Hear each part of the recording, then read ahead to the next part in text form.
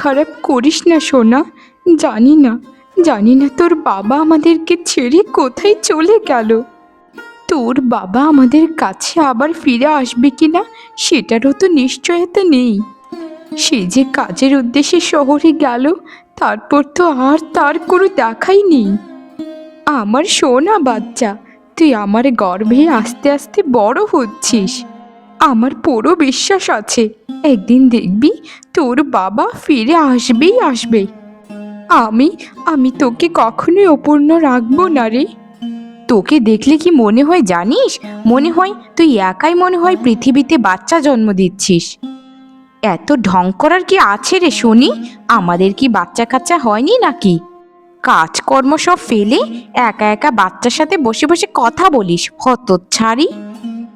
দিদি, তুমি তো জানোই আমার গর্ভপাতের সময় খুব ঘনিয়ে এসেছে। কিছুদিন পরই আমার বাচ্চা পৃথিবীতে আসবে। আমি কি করব বলো?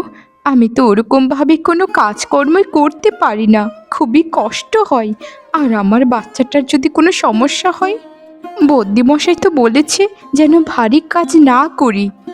হা হা হা হা হা, নবাবজাদির কথা শোনো। শোন রে হতচ্ছাড়ি, আমার যখন বাচ্চা পেটে ছিল না, তখন আমি ঢেকে দিয়ে ধান কুটে চাল বের করেছি।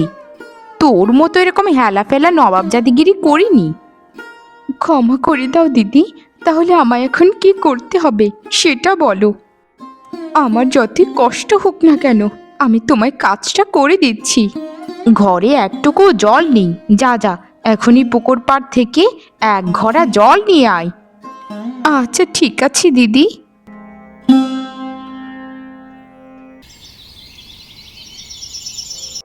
আরে রূপা বোন, তুমি এই সময়ে এত কাজ কেন করছো গো?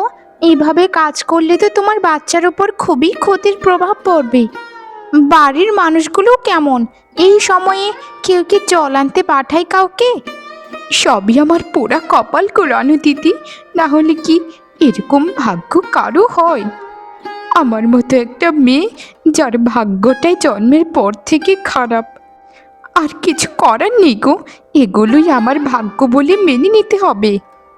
আহারে, তোমার কথাগুলো শুনলে না সত্যি অনেক খারাপ লাগে। আর যদি তোমার স্বামী তোমার সাথে থাকতো, তাহলে তোমায় এত কষ্ট কখনোই করতে হতো না। তোমার স্বামী তোমাকে কত ভালোবাসতো।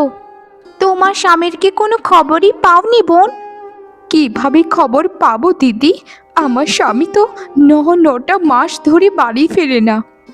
আমি তাকে কত জায়গায় খুঁজেছি, এখন আমি হার মেনে গেছি গো, হার মেনে গেছি। আমারই শরীর নিয়ে আর চলতে ফিরতে পারি না। তোমার বড় যা একটা বিবেকহীন মানুষ, না হলে তোমাকে এই কাজ করায় এখনো? তুমি তো জানোই আমার ছোট যাও গর্ভবতী, তাকে দিয়ে আমি কোনো কাজকর্মই করাই না, শুধু বলি একটু হাঁটাচলা করতে। এসব বলে লাভ নেই দিদি, আমার স্বামী নেই বাড়িতে। অন্যের রোজগার খেয়ে পরে আমায় থাকতে হচ্ছে। তাদের কথা না শুনলে আমাকে তো লাথি মেরে বাড়ি থেকে তাড়িয়ে দেবে। তখন আমি কার কাছে যাব বলো দিদি? আমি তোমার জন্য খুবই প্রার্থনা করি। তুমি এত ভালো একটা মেয়ে, আর তোমার কপালটা এত খারাপ। আমার যদি অনেক পয়সা থাকতো, তাহলে আমার কাছে তোমাকে নিয়ে আসতাম, কিন্তু আমি তো নিজেই চলতে পারি না, তোমায় এনে খাওয়াবো কি?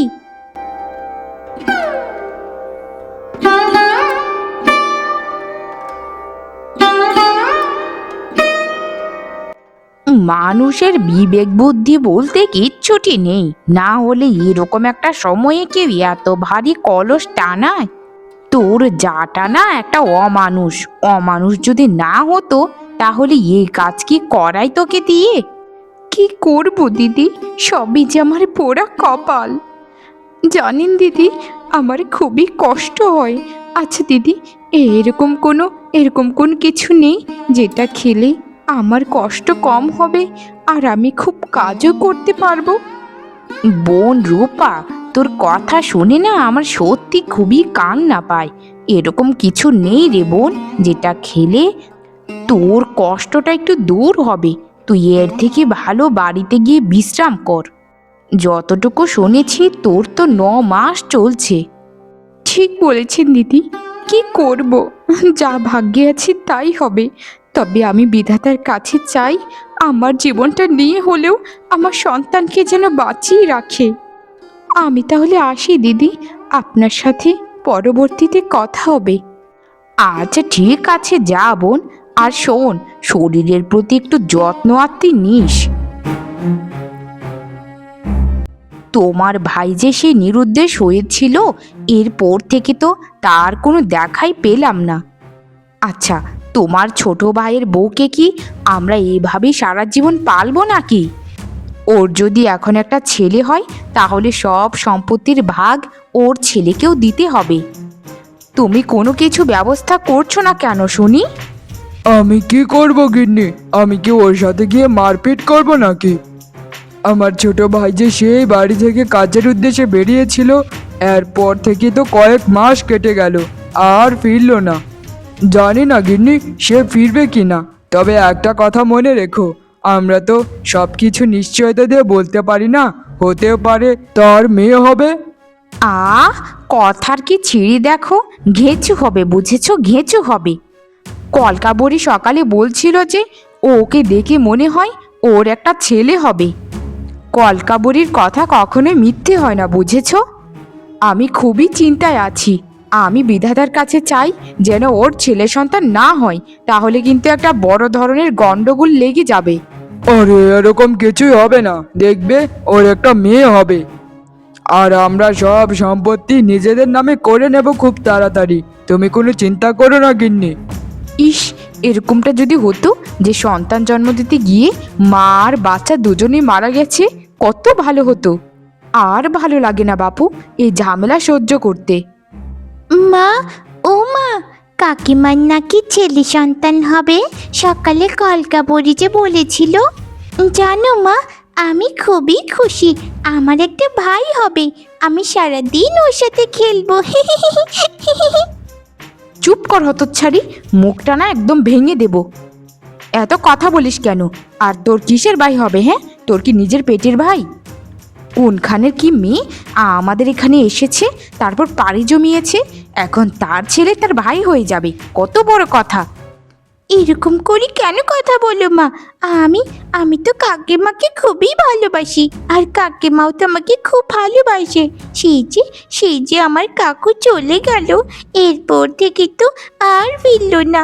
জানো মা, কাকুর জন্য খুব খারাপ লাগে আমার। আহা পলি, এসব কি শুরু করেছিস? দেখছিস না মা রেগে আছে। তোর মায়ের মাথা গরম হলে জানিস তো কি করবে তোকে। যা যা, এখন গিয়ে খেল। আর তোর কাকির ব্যাপারে কিছু বলিস না আমাদেরকে। তুই কি জানিস তোর কাকির যদি ছেলে সন্তান হয়, তোর সব সম্পত্তি ওরাই হাতিয়ে নেবে, তারপর তুই শুধু আঙুল চুষবি। আমার এত সম্পত্তির দরকার নেই মা, আমার এত লোভ নেই। তোমাদের সম্পত্তির দরকার আছে, তোমরা চাইছে তাই করো। আমি আমি সত্যি করে বলছি, আমি আমার ভাইয়ের সাথে খেলবো মানে খেলবই। আমার কিচ্ছু ভালো লাগছে না, আমি এখন ভাতও খাবো না। এখন আমি মাঠে যাচ্ছি, আমি আজ সারাদিন বাড়ি ফিরবো না। দেখলে তুমি, দেখলে নিজের মায়ের কথা না শুনে অপরের প্রতি কত টান তার। তোকে যেদিন ধরাবো না, দেখবি তোকে আমি কি করি। অসভ্য হয়েছিস থেকে থেকে, তাই না?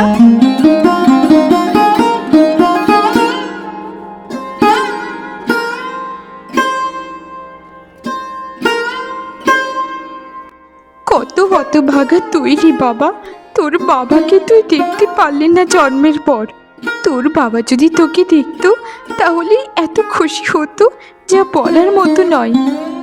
তুই অনেক বড় হো বাবা, আমার বিশ্বাস তোর বাবা একদিন সত্যিই ফিরে আসবে এবং তোকে বুকে জড়িয়ে নেবে।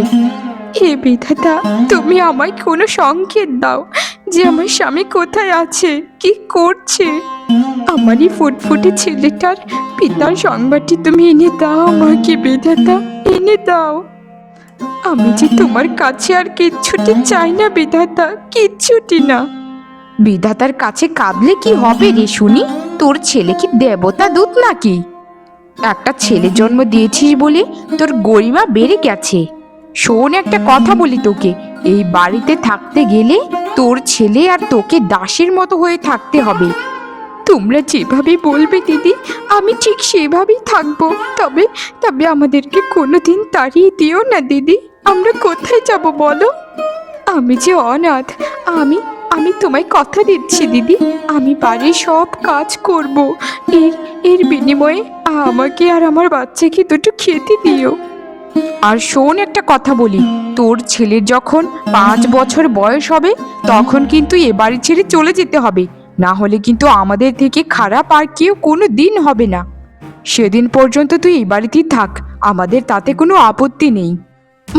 মানে মানে দিদি, 5 বছর পর আমরা কোথায় যাব? আমাদেরকে আমাদেরকে ঘরের এক কোণে জায়গা দিতে হবে না, আমাদেরকে বারান্দাতে হলেও জায়গা দিও দিদি। আমাদের যে মাথা গোঁজার কোনো ঠাঁই নেই। আমি আমি সারা জীবন তোমাদের গোলাম হয়ে থাকবো। আমাদেরকে তাড়িয়ে দিও না কোনো দিন। শোন, একটা কথা বলি হতচ্ছাড়ি, তোর এই ন্যাকামোগুলো না আমি একদম সহ্য করতে পারি না। আমি যেটা বলেছি সেটা আমার স্বামীর আদেশেই বলেছি, আমি নিজ থেকে কিছু বলছি না, বুঝেছিস?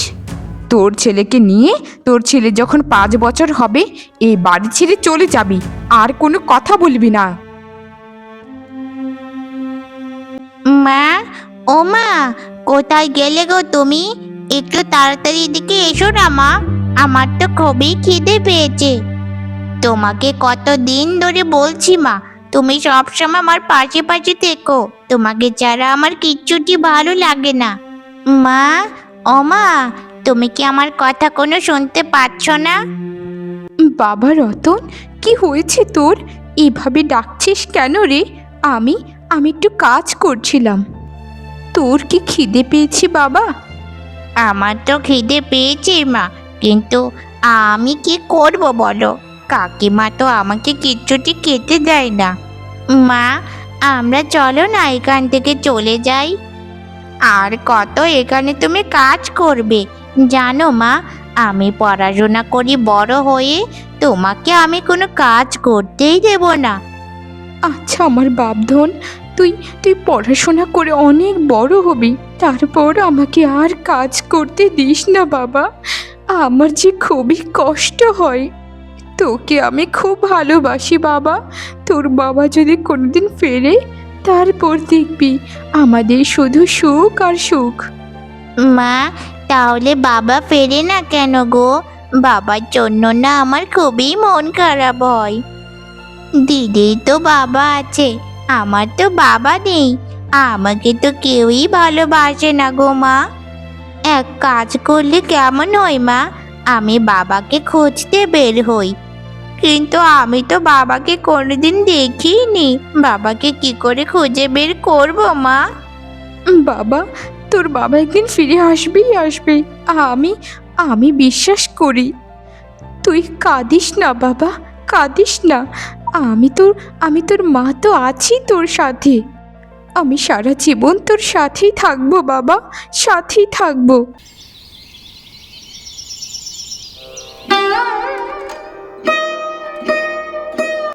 তুমি না খেয়ে আর কত আমাকে খাওয়াবে মা? আমার যে আর ভালো লাগে না তোমার কষ্ট দেখতে। এবার চলো মা, আমরা দুজন খাবারটা ভাগ করে খাই, তাহলে দেখবে মা আমাদের আর কোনো ক্ষুধা থাকবে না। বাবা, তুই খা না, আমার পেট ভর্তি আছে। সকালে আমি পান্তা ভাত খেয়েছিলাম রে। তুই এখনো অনেক ছোট বাবা, আমাকে নিয়ে কেন ভাবছিস বলতো? শোনা বাপ না, তুই খা বাবা। আমি তোকে চেয়ে চেয়ে একটু দেখি আমার বাবাটা কত বড় হয়ে যাচ্ছে। তুই অনেক বড় হবি বাবা, অনেক বড় হবি। তারপর তোর বাবাকেও খুঁজে বের করবি। মা, কাকিমা তোমাকে কত শাস্তি দেয়, তোমাকে খেতে পর্যন্ত দেয় না। কাকিমা এরকম বাজে কেন গো? কাকিমা তোমাকে কেন ভালোবাসে না মা? আর কাকিমা আমাকে শুধু মারে জানো মা। এসব বলিস না বাবা, তোর কাকিমা শুনতে পেলে আমাদেরকে আমাদেরকে খুব মারবে রে। তোর মা যে কত বড় অসভ্য একটা মহিলা সেটা তো আমরা বুঝি রে, বুঝি। তোকে সেই শিক্ষাই দিয়েছে। আমি হচ্ছি তোর জেঠিমা, আর তুই আমাকে কাকিমা বলে ডাকিস? অসভ্য ছেলে, তোর এত বড় সাহস, তুই আমাকে বাজে মহিলা বলিস? শোন হতচ্ছাড়ি, তোর ছেলে আর তোর এই বাড়িতে এখনই শেষ সময়। আমি আমি কি ভুল করেছি কাকিমা? তোমার মেয়েও তো আমার মাকে কাকিমা বলে ডাকে, তাই আমিও তো তোমাকে কাকিমা বলি। আর মাকে কিছু বলো না কিন্তু, আমি বড় হয়ে তোমায় সত্যি শাস্তি দেব। দিদি, দিদি, এটা তুমি কি বলছো? দয়া করে ওর কথায় কিছু মনে করো না। রতন বাচ্চা মানুষ, সে কিছু বোঝে না। আমি তাকে কতবার করে বলেছি যে তোর জেঠিমাকে কোনোদিন কিছু বলিস না, কিন্তু সে তো আমার কোনো কথাই শোনে না। দয়া করে আমার বাচ্চাটাকে ক্ষমা করে দাও দিদি। আমি তোমায় কথা দিচ্ছি, আমার ছেলে যখন আরেকটু বড় হবে, আমি অন্য গ্রামে গিয়ে ওকে নিয়ে একটা কাজ শুরু করব। শোন, আর তোকে কোনোদিন সময় দিতে আমি পারবো না। কাল সকাল সকালই এ বাড়ি ছেড়ে তোরা চলে যাবি। কোনো দিন যেন এই বাড়িতে তোদেরকে আর না দেখি। আর এই বাড়িতে থাকলেও তোদেরকে আমি কোনো কিছু খেতে দেব না, আমার স্বামীর আদেশ রয়েছে। তোরা যদি নিজের ইচ্ছেতে মরতে চাস তাহলে এখানে থাকতে পারিস। আর একবার কান খুলে শুনে রাখ, কাল সকাল সকাল এই বাড়ি ছেড়ে চলে যাবি তোরা। রূপা, ও রূপা, বাড়িতে আছো রূপা? রূপা, ও রূপা। ওগো, ওগো তুমি? আমি তো তোমায় দেখে চিনতেই পারছি না। এতগুলো বছর পর তুমি কোথা থেকে এলে গো? আমি আমি তোমাকে কত জায়গায় খুঁজেছি, তোমাকে কোথাও পাইনি আমি।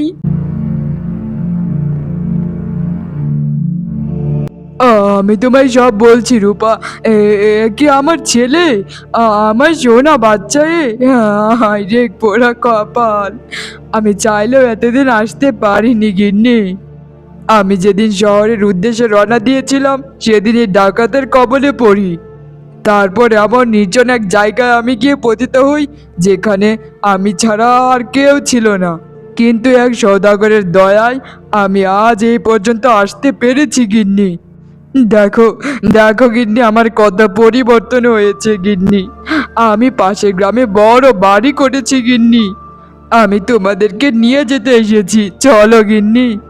আরে আরে আরে ভাই, তুমি এখানে কি কি কি করে এলি গো? ওগো, কে কোথায় আছো দেখে যাও, আমাদের হারানো হারানো সেই ভাই ফিরে এসেছে। গো গো, ঘরে এসে বসো ভাই, ঘরে এসে বসো। আমাকে সাবধান ভাই বলে ডাকবেন না। আমি সব জানি, গ্রামের পথ দিয়ে আসার সময় সব কিছু সবাই আমাকে খুলে বলেছে। আপনি আর আপনার স্বামী মিলে আমার স্ত্রী আর আমার একমাত্র সন্তানকে কতটুকু নির্যাতন করেছেন। আমি খুব তাড়াতাড়ি এর ব্যবস্থা নেব। আর শুনুন, এই বাড়ির জন্যই তো এত কিছু করেছেন তাই না? আমার এত সামর্থ্য এখন হয়েছে যে এরকম বাড়ি আমি 20-25টা বানাতে পারি।